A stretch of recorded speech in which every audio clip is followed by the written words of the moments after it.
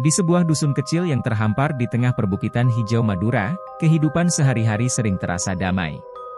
Namun, ketenangan itu terputus pada sebuah malam gelap, tanggal 9 Januari 2024, ketika teror menyelinap masuk ke rumah keluarga Siti Maimunah. Malam itu, rumah yang biasanya dipenuhi dengan senyum dan tawa keluarga kini menjadi saksi dari tragedi yang mengerikan. Jam menunjukkan pukul 3.30 dini hari ketika gemuruh yang menakutkan menggema di lorong rumah. Suara-suara itu seperti teriakan yang merobek keheningan malam. SM, sang istri, terbangun dengan hati-hati oleh kegaduhan tersebut. Dengan langkah ragu, dia menapaki lorong gelap menuju asal suara yang mencekam itu. Ketika pintu kamar yang berisik itu terbuka, dunia kakak ipar korban runtuh di depan matanya. Di dalam kamar yang seharusnya penuh kedamaian, adik iparnya terbaring bersimbah darah, menjadi korban dari serangan keji. Namun, pelaku kejam itu telah lenyap tanpa jejak, hanya meninggalkan luka dan ketakutan yang mendalam. Kakak ipar korban terguncang. Pandangannya berputar-putar di sekitar kamar yang menjadi saksi bisu dari tragedi mengerikan ini. Dia yakin melihat bayangan seseorang yang memakai kerudung, membawa senjata tajam, sebuah celurit, yang menjadi alat kejahatan dalam malam itu. Namun, kekejaman ini tidak muncul dari hampa. Ini adalah bagian dari drama panjang yang telah merayapi kehidupan mereka selama 2 tahun terakhir.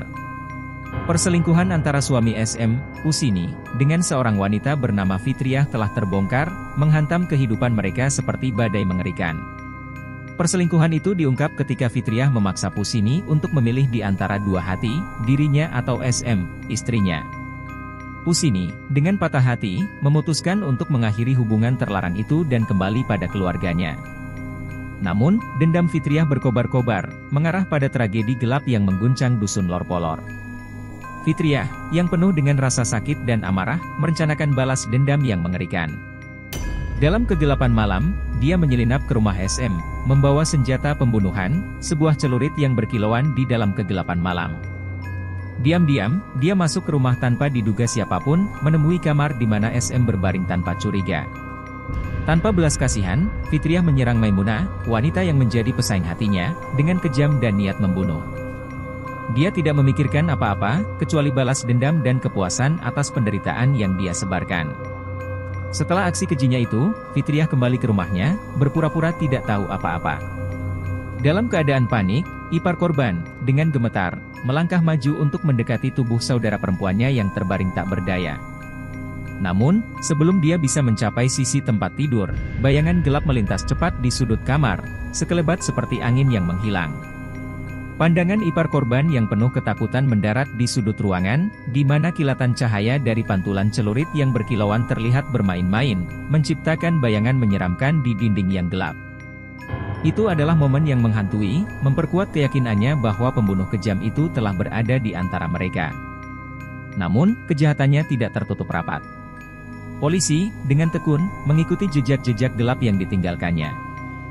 Bukti-bukti itu membawa mereka ke pintu Fitriah, memperlihatkan kebenaran yang gelap dan mengerikan. Dari pakaian yang terbuang sampai celurit berlumuran darah, semuanya menunjukkan jalan ke arah tersangka yang menutupi rasa sakitnya dengan dendam. Selama penyelidikan, kebenaran terungkap dalam kegelapan yang menyelimuti dusun itu. Fitriah bukan hanya pembunuh tunggal, tetapi juga perwujudan dari rasa sakit dan keputusasaan akibat perselingkuhan yang merusak. Keputusasaan itu menjadi racun yang merayap, mengubah Fitriah dari tetangga biasa menjadi pembunuh yang kejam. Tragedi itu, seperti sebuah bayangan menakutkan, mengingatkan semua orang akan bahaya perselingkuhan. Dendam, seperti api yang membara, bisa mengubah orang menjadi monster yang tak terduga. Itulah kisah kelam yang tersembunyi di balik malam gelap di Madura. Namun, cerita ini tidak berakhir di situ. Saat kegelapan mulai disingkirkan oleh cahaya kebenaran, masyarakat melihat betapa dendam bisa menghancurkan segalanya. Saat Fitriah dihadapkan pada konsekuensi dari perbuatannya, itu adalah pengingat yang menyakitkan bagi semua orang tentang kekuatan dan bahaya dari dendam yang tak terkendali. Jangan lewatkan cerita dan perkembangan kasus lainnya. Subscribe agar mendapatkan informasi terbaru langsung di kotak masuk Anda. Tetap up to date dengan berita terkini dan cerita menarik. Dukung kami dengan langganan untuk menjadi bagian dari komunitas kami yang terus berkembang. Terima kasih atas dukungan Anda dan Assalamualaikum warahmatullahi wabarakatuh.